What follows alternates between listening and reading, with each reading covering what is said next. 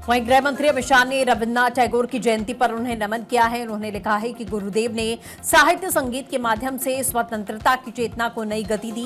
वो महान कवि और भारतीय आत्मा के सशक्त स्वर थे। उनके शब्दों में गहरी संवेदना, विचारों में स्वतंत्रता थी। उन्होंने जन गण मन के माध्यम से राष्ट्र की एकता को स्वर दिया।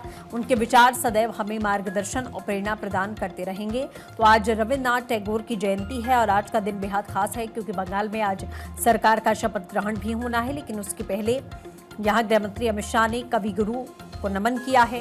उन्होंने नमन करते हुए साफ लिखा कि वो महान कवि और भारतीय आत्मा के एक सशक्त स्वर के रूप में उन्हें देखा जाता है। उनके विचारों में स्वतंत्रता थी और उनके विचारों में प्रगति का जिक्र था।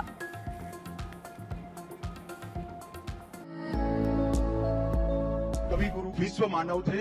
उनका योगदान केवल देश के लिए नहीं, केवल कला के लिए नहीं, विश्व के अनेक क्षेत्रों में उनका योगदान बहुत बड़ा था। दुनिया को भारत का परिचय और भारत की आत्मा का परिचय कराने का काम कवि गुरु ने किया। हमारी भारतीय विचारों की जड़ों को उन्होंने अपने तरीके से मजबूती देने का काम किया।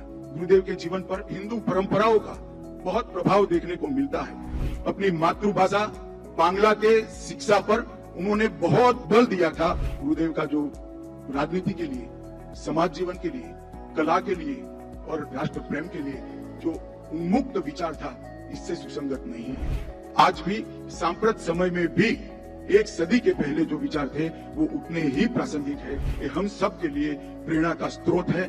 न केवल बंगाल, न केवल भारत, समग्र विश्व की राजनीति, साहित्य, दर्शन और धर्म के अनेक प्रकार के पहलू को उन्होंने छूकर जो अपने विचार व्यक्त किए हैं, ये समग्र विश्व की संपदा है, समग्र विश्व की पूंजी है और हर भारतीय को ये अपनी पूंजी पर और कवि गुरु के अपने योगदान पर, विश्व के विचारों को समृद्ध करने के योगदान पर हमेशा सम्मान रहेगा। कवि गुरु के विचार आज भी सांप्रत भारत के लिए हमेशा के लिए मार्गदर्शक रहेंगे। कवि गुरु की जयंती पर मनपूर्वक उनको श्रद्धांजलि देता हूँ।